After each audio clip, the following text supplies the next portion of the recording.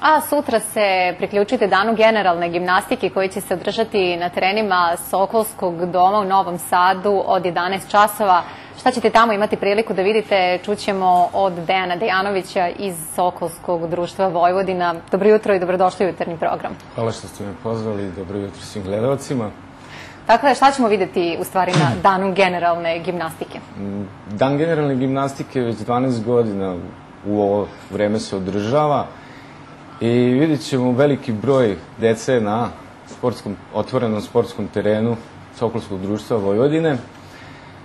Ta deca će prikazati prvo jednu veliku sletsku vežbu, znači bit će jedno 150-200 vežbača koji treniraju kod nas sa jednoobraznom vežbom i nakon toga će 10-ak klubova društava sokolskih zajedno sa nama prikazati jedan dijapazon koji sadrži u sebi generalna gimnastika, što bi mi rekli razvojna gimnastika.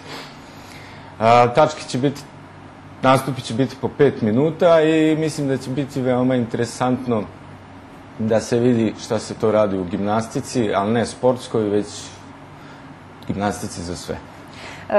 A upravo kad pominjemo tu gimnastiku za sve, s obzirom na to da već 12 godina to organizujete, da li bude dosta ljudi koji se na ovaj način zainteresuju da i sami uđu u ovaj sport?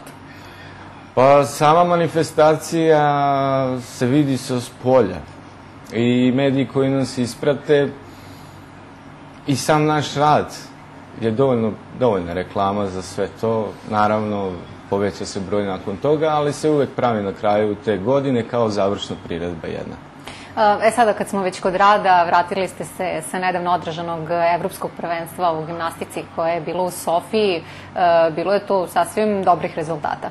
Da, ja mislim da je ovo jedan od većih rezultata koji smo ostvarili, jer se naša seniorska ekipa plasirala na Evropsku olimpijadu koja se država sledeće godine u Baku, što je za nas veliki uspeh. Nastupilo je 37 reprezentacija u najboljem izdanju. Eto, mi smo se izborili za to mesto koje nas vodi na te olimpijske igre evropske i veoma su zadovoljni treneri i vežbači.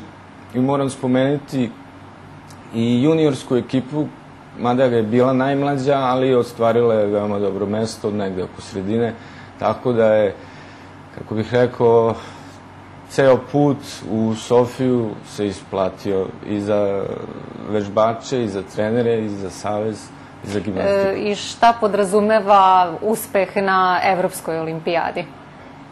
Sada već pričamo o nekim planovima za budućnost, ali ukoliko bude uspeha, šta to podrazumeva?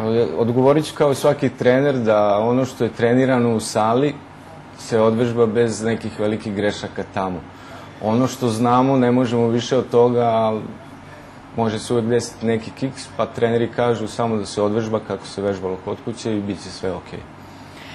U svakom slučaju, ukoliko ima zainteresovanih, oni se uvek u skladu sa svojim mogućnostima i interesovanjima mogu prijaviti u Sokolskom domu. Naravno, sva deca bez razlike u njihovim sposobnostima mogu da se prijave za bavljenje gimnastikom, zato što su naši časovi usmereni individualno prema sposobnostima dece, tako da se svako tamo pronađe. A i u sklopu toga smo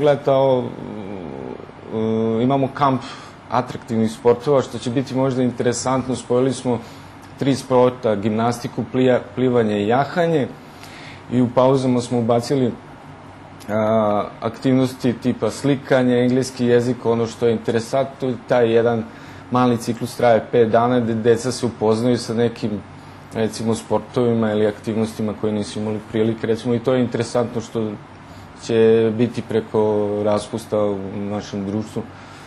I dokle su prijave? Prijave su, pošto se to svakih 5 dana, traje 5 dana, prijave idu prema mogućnostima roditelja, da li su na moru ili ne, znači svaka nedelja je novi ciklus prijava. Jeste. Hvala vam puno na gostovanju u jutarnjem programu. Eto, pozivamo još jednom gledalce da vam se priključe sutra u 11. Hvala i vama na pozivu.